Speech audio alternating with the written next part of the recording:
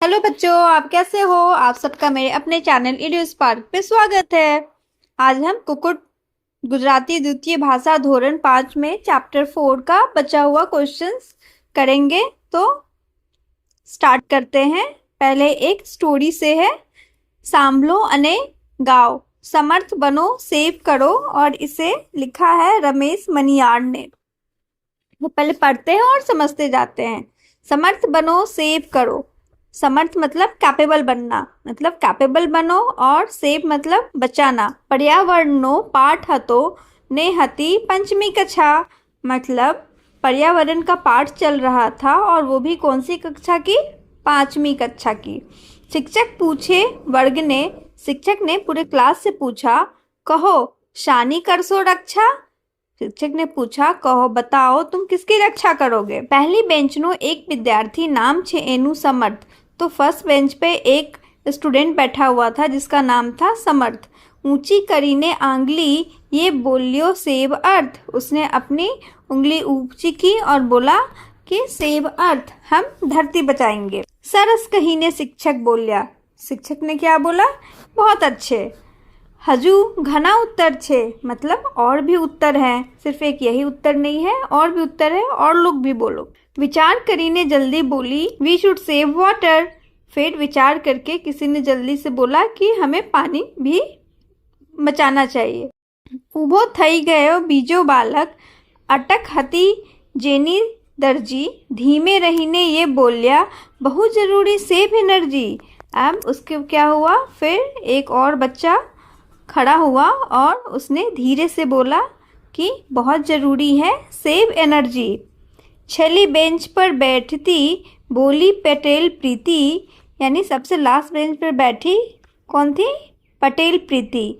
मारा मत थी सौथी ज़रूरी सेव इलेक्ट्रिसिटी, यानी मेरा मत है कि सबसे ज़रूरी है सेव इलेक्ट्रिसिटी, हमें इलेक्ट्रिसिटी का बचाव करना चाहिए। एक छोकरो गोल मटोल, नाम हतु एनु अनमोल। एक बच्चा गोल मटोल मतलब थोड़ा चब्बी था, नाम हतु एनु अनमोल, और उसका नाम क्या था, अनमोल था। सहज विचारी ये बोलियो, दोस्तों से पेट्रोल। उसने विचार करके बोला कि दोस्तों हमें पेट्रोल को भी बचाना चाहिए। क्यों, क्योंकि petrol non renewable source of energy है। सनी सूरतनी वारो आइवो। अब जो एक लड़का है, बच्चा है सनी, वो सूरत का है, अब उसकी बारी आई। एनु मन करतु भ्रमण। अब उसका मन पढ़ने में नहीं लग रहा था, इधर उधर की कोई चीज़ें की बातें सोच रहा था। एनु लाग्यू हवे बच्चू सू। अब उसे लगा अब क्या बोलूँ। ए बोलिया सेब खमन। उसने बोला सेब खमन। मनु मराठी सेब उसल कही करवा लाग्यो दातिया। और मनु जो मराठी था उसने सेब खमन सुन के बोला सेब उसल। ये सुन के सभी बच्चे क्या दिखाने लगे। भगु भावनगरी चूके की। भावनगर का भगु था, वो कैसे ही चूकता। वो बोला सेब गाठिया। उसने बोला सेब गाठिया। हक्का बक्का गया शिक्षक। यह सुनकर शिक्षक जो टीचर था वो एकदम हैरान रह गया। जवाब सांभली अजोड। ऐसे ऐसे अनोखे आंसर सुन के ऊपर जो वीन वे, ये तो, और वह ऊपर देख के भगवान से प्रार्थना करने लगा, सेव मी ओ गॉड, बचा लो हे भगवान, बचा ले मुझे। चलो बच्चे स्टार्ट करते हैं हम बातचीत। बातचीत में है, तमने केटलामी लाइन के बेंच पर बेसवू गमे। मतलब आपको कौन सी लाइन में या कौन सी बेंच पर बैठना अच्छा लगता है। तो इसका जवाब दे सकते हैं, मने पहली के बीजी लाइनमा बेसवो गमे कारण के ત્યાંથી બ્લેકબોર્ડ અને શિક્ષક ભાષણ સ્પષ્ટ સાંભળાય છે અને સમજાય છે। નેક્સ્ટ है, તમને બેઠા બેઠા જવાબ આપવો ગમે કે ઊભા થઈને। अदब वालीने के छूटा हाथे। मतलब आपसे ये पूछा जा रहा है कि आपको बैठे बैठे आंसर देना अच्छा लगता है या फिर खड़े होके, आदर से या फिर अदब से, या फिर छूटा हाथे मतलब फ्री स्टाइल, ऐसे ही दे देना सही लगता है। तो इसको हम बोल सकते हैं, मने ऊभा थईने अदब थी जवाब आपवू गमे। मतलब हमें खड़े होके आंसर देना अच्छा लगता है। शिक्षक पण सारू लागे छे અને વર્ગમાં સભ્યતા જળવાય છે. શિક્ષક પૂછેલા પ્રશ્નના તમે વિચારેલા બધા જવાબ આપેલા ગયેલા હો ને તમારો વારો આવે તો તમે શું કરો? જવાબ: જો મેં વિચારેલા બધા જ જવાબ અપાઈ ગયા हो तो હું શિક્ષક સરને કહીશ કે સર इही સુધીમાં તો બધા જ સાચા જવાબ આપી દીધા છે, હું કોઈ નવો જવાબ ઉમેરી શકતો નથી. मतलब मैं ये कहूँगा कि सर सारे आंसर्स दिए जा चुके हैं, मैं कोई नया जवाब इसमें नहीं दे सकता हूँ. नेक्स्ट है વર્ગમાં તમારું ધ્યાન નથી. શિક્ષક તે વખતે તમને જવાબ આપવા કહે ત્યારે શું થાય? यदि आपका क्लास में ध्यान नहीं है और अचानक से टीचर आपसे पूछ दे कि आपको जवाब देना है तो तब आपको उस समय कैसा लगता है? तो इसका हम आंसर लिखेंगे. તે समय મને खूब જ शर्मिंदगी અને घबराहट થાય છે. उस समय क्या होता है? बहुत बच्चों बहुत अच्छा नहीं लगता है कि सर पढ़ा रहे हैं और ध्यान हमारा नहीं है और उस समय थोड़ी हमें घबराहट भी. नेक्स्ट है કોઈ તમને સવાલ પૂછતું નથી પણ તમારો જવાબ આપવો જ છે તો શું કરશો? यदि कोई आपसे क्वेश्चन नहीं पूछ रहा हो और आपको उसका आंसर देना है तो आप क्या करोगे? तो जो મારે જવાબ આપવો જ હોય તો હું હિંમત કરીને હાથ ઊંચો કરીને અથવા શિક્ષક રજા લઈને सीधो જ મારો જવાબ કહી દઈશ. मतलब मैं क्या करूँगा, अपना हाथ ऊपर करूँगा और टीचर से पूछूंगा कि क्या मैं इसका जवाब दे सकता हूँ, फिर मैं उसका जवाब दूंगा. नेक्स्ट, તમારે આચાર્યને સવાલ પૂછવો હોય તો કયો સવાલ પૂછો? જો મારે આચાર્યને પ્રશ્ન પૂછવો હોય તો વિનમ્રતાપૂર્વક તેમના ઓફિસમાં जाइने अथवा योग्य समय तेमने मलीने पूछिए. यदि आपको अपने टीचर से कोई क्वेश्चन पूछना हो तो आप कैसे पूछेंगे? तो इसका आंसर यही होगा कि आप पहले क्या करेंगे कि सर के ऑफिस में जाएंगे और अप्रोप्रिएट टाइम देख के उनसे क्वेश्चन पूछेंगे. તમારે સેવ મી ઓ ગોડ એવું ક્યારે કહેવું પડ્યું છે? ક્યારે?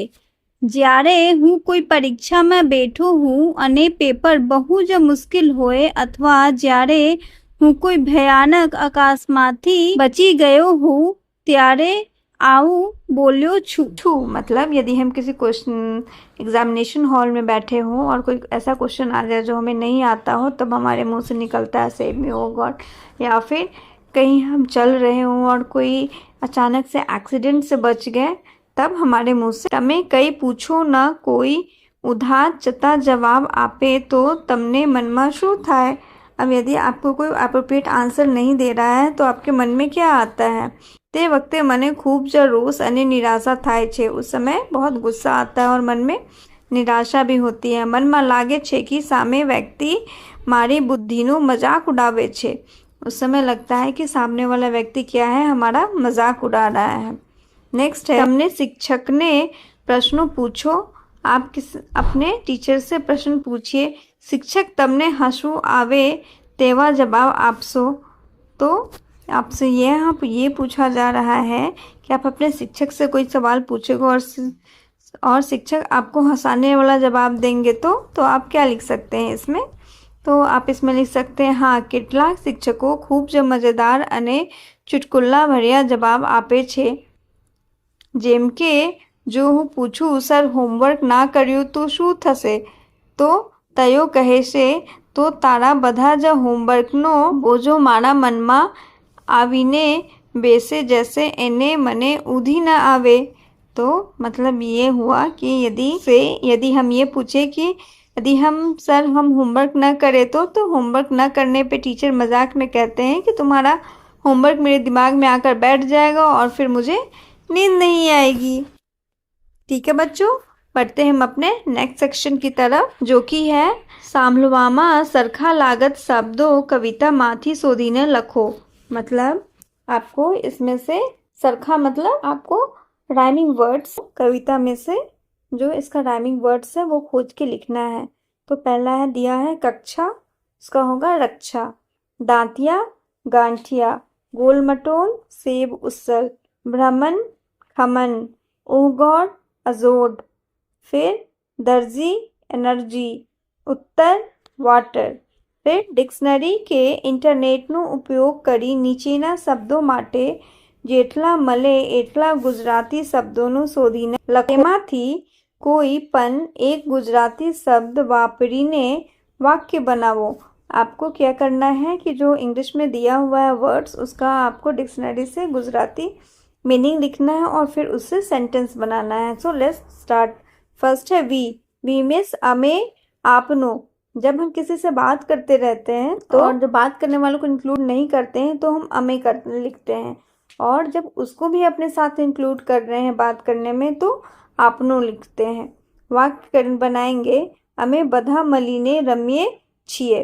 नेक्स्ट है सेव मीन्स बचाऊ, मतलब बचाना। इसके वाक्य बनाएंगे, अमे पानी बचाऊ जोइए। नेक्स्ट है वाटर मीन्स पानी। नेक्स्ट है वाटर मीन्स पानी वगर जीवन शक्य नथी।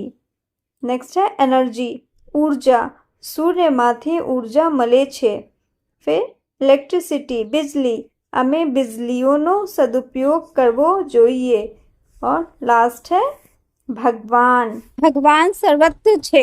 अपने नेक्स्ट सेक्शन की तरफ, जहाँ है घना विद्यार्थियों सेब बोल्या ज्यारे सनी सूरतनी अने मनु मराठी सेब बोल्या। बने बोलवा सामलवामा सरखा पण तेना अर्थ जुदा। आवा बीजा शब्दों अने तेना अर्थ शोधो। मतलब जैसे विद्यार्थियों ने सेब बोला वैसे ही सूरत के सनी और महाराष्ट्र के मनु ने सेब बोला। दोनों की बोलने का तो सेब था, मतलब उन दोनों का मतलब अलग अलग था। एक सेब मतलब बचाना होता है और एक सेब मतलब एक तरह का डिश है।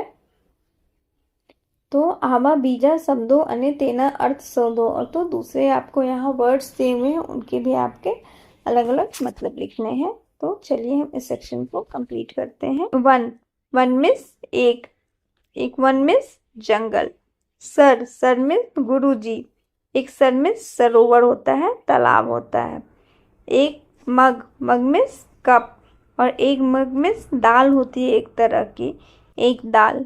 जग एक क्या होता है, पात्र होता है जिसमें हम पानी रखते हैं ना, पीते हैं। और एक जग मिस जगत होता है, संसार।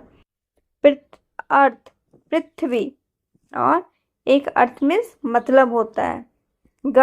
एक गम मिस पदार्थ होता है जो कि आपको जनरली हम चीज़ों को स्टिक करने के लिए यूज़ करते हैं। और एक गम मिस होता है दुख। एक होता है आपका फिर मूड मिस वधु, ज़्यादा। और एक मूड मिस क्या होता है, पक्षी, पिकॉक। एक मूल होता है एक तरह का एनिमल जिसको हम लोग बोलते हैं छछूंदर। और एक मूल होता है चामड़ी परनु दाग, जो आपको स्किन पर जो काला कलर का जो निकल जाता है ना, उसे बोलते हैं मूल। बच्चों ना प्रोसीड करते हैं हम अपने नेक्स्ट सेक्शन की तरफ, जो है साला अमारी नियमों अमारा। मतलब स्कूल हमारी और नियम भी हमारे। तमारी शाला में तमने न गमतो नियमों क्या छे। आपके स्कूल में जो आपको जो भी नियम अच्छे नहीं लगते हैं वो क्या है।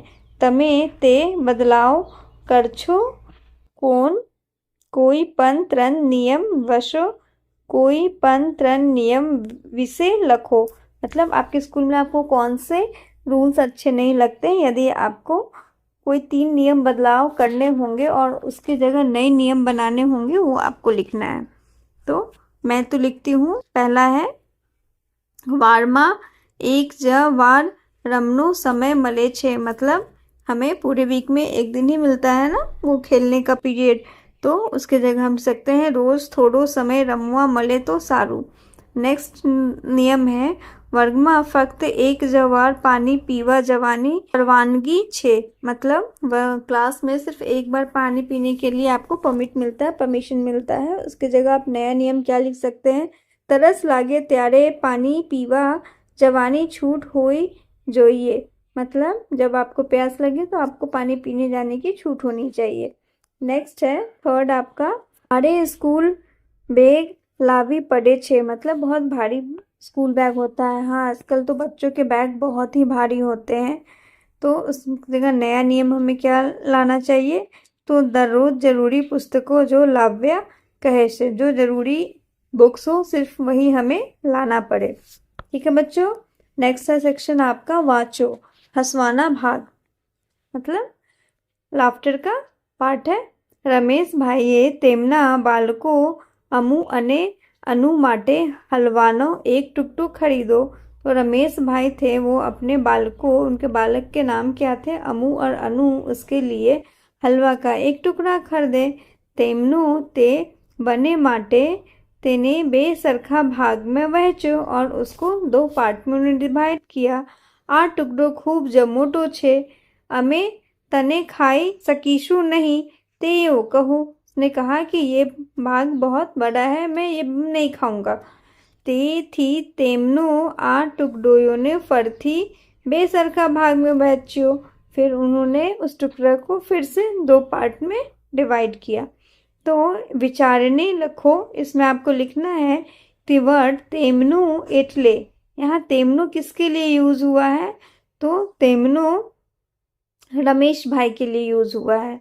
नेक्स्ट है बने एटले मतलब यहाँ इसके लिए अमू और अनु के लिए यूज हुआ है। तेने यहाँ किसके लिए यूज हुआ है, तेने हलवा के लिए यूज हुआ है आपको, तो यहाँ लिखेंगे हलवानो टुकड़ो। फिर नेक्स्ट है तयो एटले, तो यहाँ तयो भी किसके लिए यूज हुआ है, अमू और अनु के लिए यूज हुआ है। गोटालो टालो गोलू ने गुजराती लगता बराबर आवड़તું નથી લખેલા વાક્યો પહેલા મોટેથી વાંચ્યો અને ત્યારબાદ सुधारीने लखो। मतलब जो बच्चा गोलू है उसको गुजराती बराबर लिखने नहीं आती है, तो उसने कुछ वर्ड्स को साथ में जोड़ दिया है, कुछ को अलग कर दिया है, तो हमें उसको करेक्ट करके लिखना है। पहला इसने लिखा है तारी बा जुमाया लुतो तुमा रोजो डी गा लागे। तो मैं आपको डायरेक्ट जो करेक्ट सेंटेंसेस है वो पढ़ के बता दे रही हूँ। तो फर्स्ट होगा तारी बाजू माँ चालू तो तू मारो बाडी गार्ड लागे। नेक्स्ट है होगा आपको चौकमा लालिया कुतरानी चौकी हती।